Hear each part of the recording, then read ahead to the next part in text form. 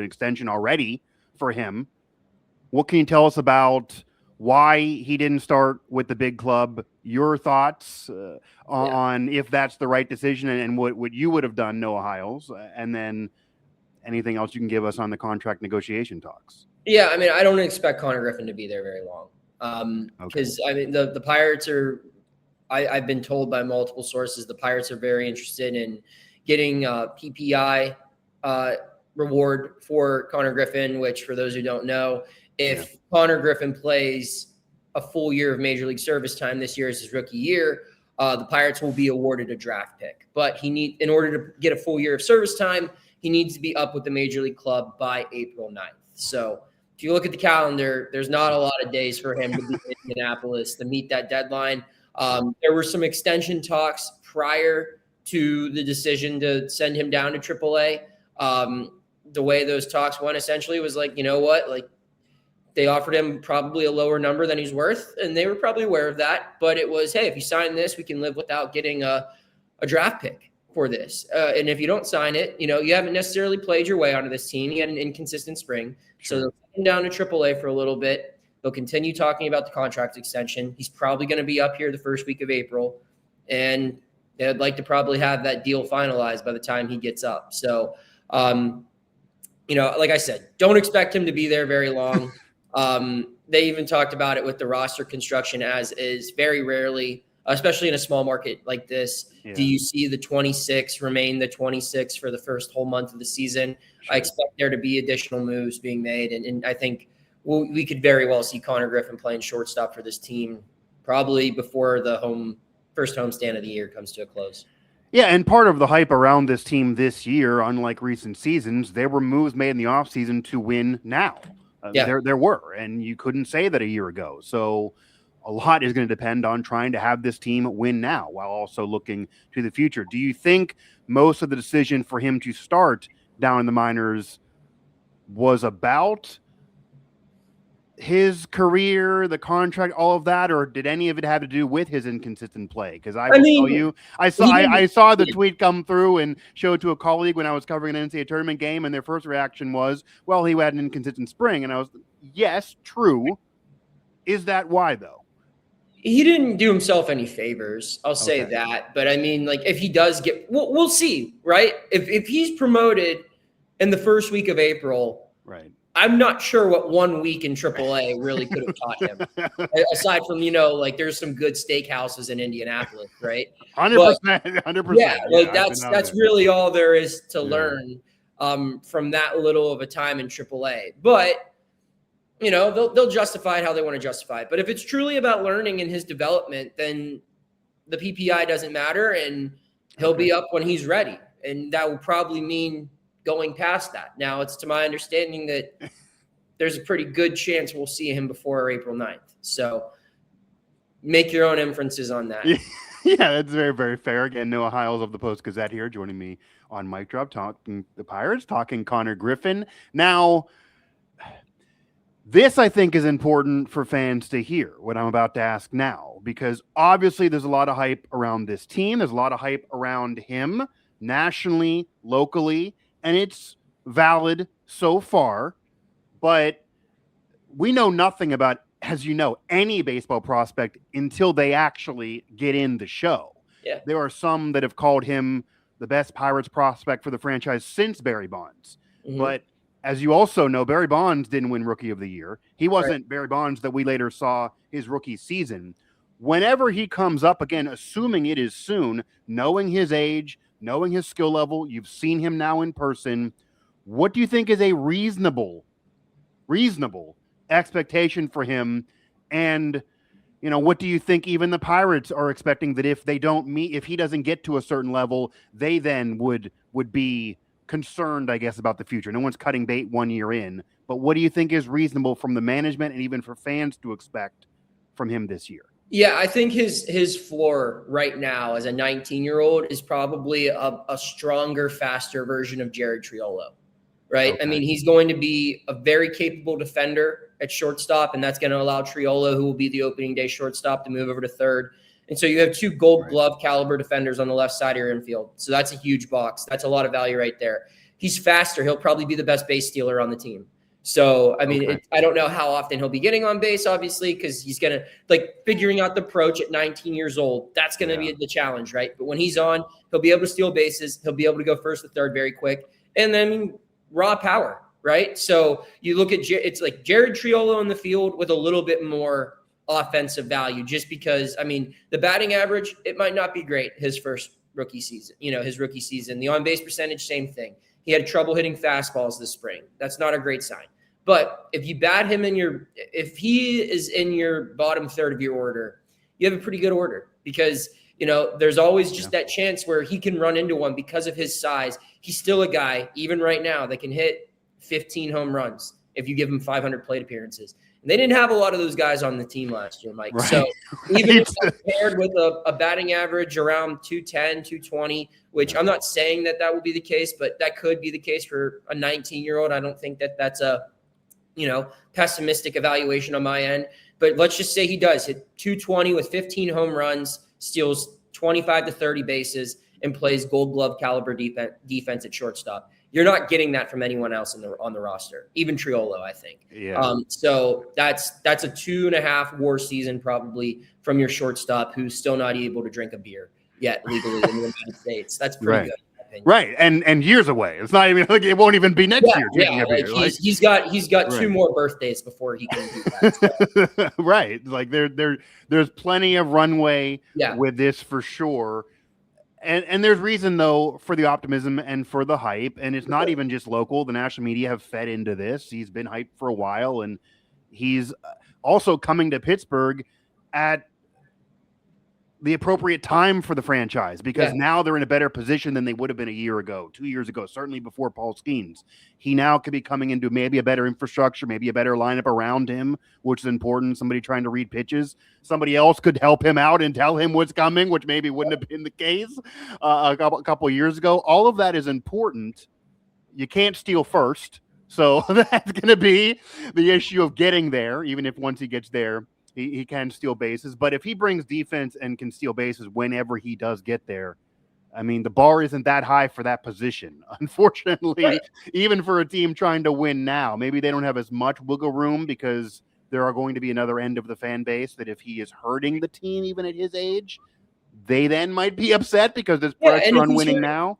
But, if he's hurting the team, then he shouldn't be there. But you look at it. I mean, the options are Nick Gonzalez and Jared Triolo. Right. I think at worst, he's just as good of a hitter as Nick Gonzalez, and he's just as good of a fielder at shortstop as Jared Triolo. And you get that all in one with probably a little bit more speed and power. Yeah. So that's why you do it, and I think what you mentioned there, Mike, in your last, whatever you were saying, it was relevant in the sense where if they didn't make these other moves in the offseason, you're depending on this guy to be Superman.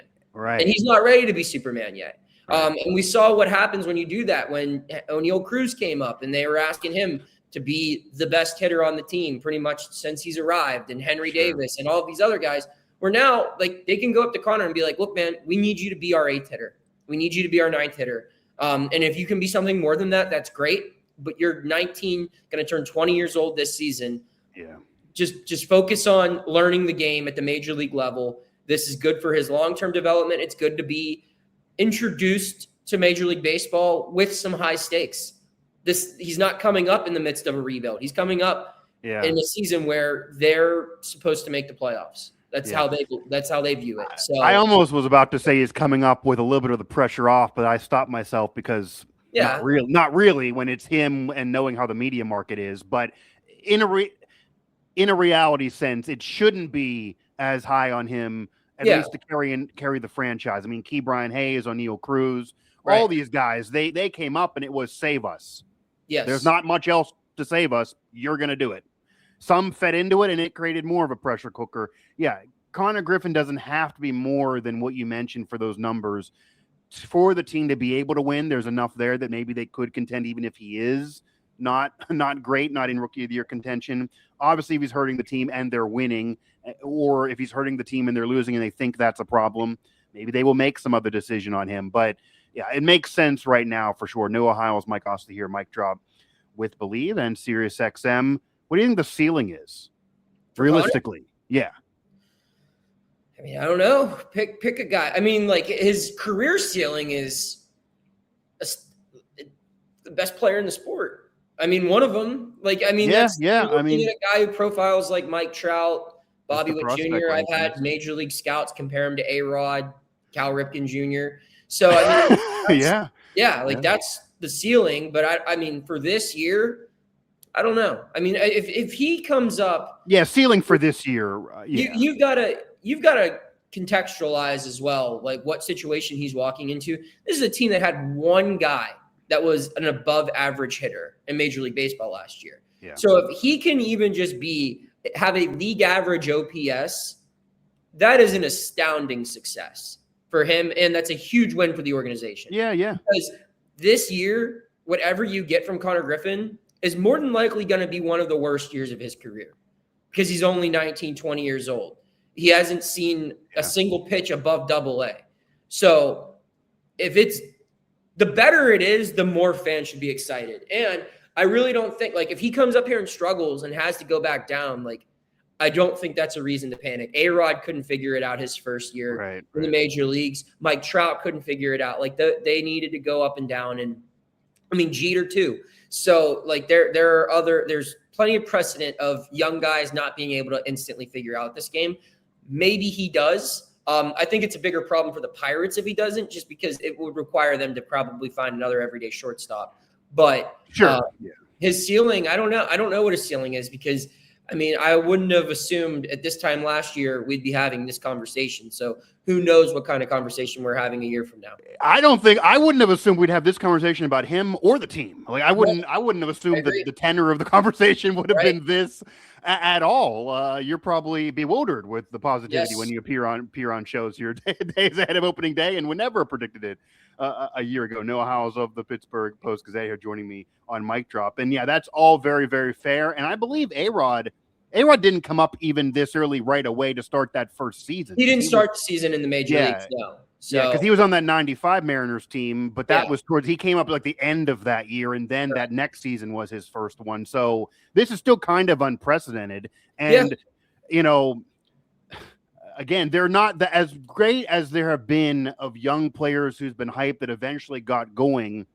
There are only a couple of the top draft picks that are in the Hall of Fame right now. Like, it's not a guarantee to have those top 5, top 10 picks, have those legendary careers. And he doesn't even have to be a Hall of Famer for this team maybe to have a solid stretch the next 3 to 5 years if he's even close to being, what he could progress into in this rookie year, Hall of Fame or not, should definitely be his worst season. I think the positive for him is just give them enough production for the franchise to be able to sell him as he's the guy next year. It doesn't have to be rookie of the year contention, none of that. Right. Again, I don't think the bar is too high, at least going into next year at his age for sure. Now, based on him, based on everything else they did in the offseason, based on Paul Skeens, talk about a guy getting better every single year, hard to top what he's done his first 2 years. He has everything under the sun already on his resume except for team success. Do you think the expectations around the team locally, nationally, that they could have a winning season, contend for a wild card spot, quickly turn around and be that feel-good story that there often is around Major League Baseball? And it's been a long time since it's the Pirates, but it's always somebody. Is there enough to legitimately say it could be the Pirates? Are those expectations and that hype valid, or are people drinking the Kool-Aid too early for you? No, I think the word could is a good way to use it. I don't think this is a guarantee, but I do think if some things go their way, they're definitely going to be in that conversation. I mean, there's just they added a lot of high floor guys this offseason, like Lau and O'Hearn and Ozuna. Like, those are guys that are going to be average at worst, probably. And those players have won before. These are from winning organizations. Two of those guys are still in the thick of their primes. That's all good to add. But it's going to come down to, I mean, what does O'Neal Cruz do? What does Brian Reynolds do? What does Konnor Griffin do? What do young arms like Braxton Ashcraft and Jared Jones and Bubba Chandler and Hunter Barco look like? I mean, there's a lot of ifs here, but for the first time in a while, these ifs are probably more optimistic than, if Tommy Pham, if a 38-year-old Andrew McCutchen, you feel better with the ifs being the names attached to these ones. Yeah, I had your colleague at the PG Paul Zeiss on a recent show, and that's basically what he said, that in past years there was no if that he could legitimately offer without feeling like a fool. But now there's at least ifs that if go the right way, yeah, success could happen for the collective team, not even just the individual people predicting, oh, if this for Skeens, he can win this award, but the team's still going to suck. Like that was last year. This year now, if this occurs, and you could even see Skeens having a win-loss record that's well above 500, and maybe have him have a 20-win season. As insane as that sounds, he won a Cy Award with 10. But if everything else goes well, that should add wins to him. He had a lot of games that he didn't win that he certainly pitched well enough to win. Noah Hiles here of the Pittsburgh Post-Gazette. Now, you mentioned Ozuna, and I'm also going to get to Brian Reynolds and O'Neill Cruz because they're very, very important here before I let you go. But Ozuna, a solid ad for sure, but he's entering his Pirates tenure, unfortunately, as you know, in a little bit of a polarizing atmosphere looming over him, because the belief among the fan base is that they selected him instead of Andrew McCutchen. Whether or not that's fully fair to say is not going to change the mind of the perception of the fan base. It's been a couple years since he's been the guy the Pirates are hoping they are getting, but they certainly could get back to that. If he gets back to that, he would be an upgrade to what McCutchen's been in recent years, and expect him to be this season. If he does not, then who knows? How do you feel about Ozuna from what you've seen since he's come over, about what you think he will do this year, and if he can get back to where he was a few years ago with the Braves? And then where do you also stand on not bringing McCutchen back, choosing Ozuna instead, that opinion out there, if there was a way to have them both together, McCutchen now with the Rangers, how that whole situation was even handled? Because at the end of the day, you have Ozuna, McCutchen's not there, but clearly, and you even know this because Kutch used you as kind of a social media conduit last year, clearly it does not take anyone fully in the know to realize McCutchen is not thrilled with how his Pirates career ended. Even if Ozuna would have a great year, I don't think that would improve the feelings of Andrew McCutchen within himself. So where do you stand? Yeah, I mean, I think first off, I don't think it'd be reasonable to expect Marcell Ozuna to have a year like he had 2 years ago. I mean, I don't think I don't think that club's in his bag anymore. But even if he does what he did last year, Mike, I mean, he had 22 home runs last year. That would have led the team. That's more than worth what you're paying him to do. So if he can be an above league average hitter, if he can drive in 70 to 90 runs and hit 20 plus home runs, Andrew McCutchen hasn't done that. Like, I mean, he did that a couple of years ago, but last year he was a below league average hitter. Ozuna was the better player. Ozuna also just does more from that DH spot. I just think that it was worth trying something different. And while it's a tough ending to the McCutchen era here in Pittsburgh, era 2.0, I should say, it is also worth noting. I mean, he got 3 additional, like he had 3 years here for fans to see him achieve milestones, play, you know, I mean, they were in the mix in 23 and 24 for a little bit. But they couldn't get done. And I guess the question is, like, do you want a better team or do you want another year of Andrew McCutchen? Because that's what I've been trying to tell people. So that's what they wanted, and they did that. And you know, I don't know if it was the best move to complement the other moves they made this offseason, but if they were going to pick a full-time DH, this was the right one to pick, I think. So that's where I stand on that. Yeah, I think that's fair. And if you would have the same team and the same expectations and the same offseason and the same roster as a year ago or 2 years ago, Noah, I could then see the argument kind of where you were going. I could then see the argument where fans are kind of saying, okay, if you're not really going to win, let McCutchen have one last year in the sun. Give him some ABs. He is better defensively, at least has that.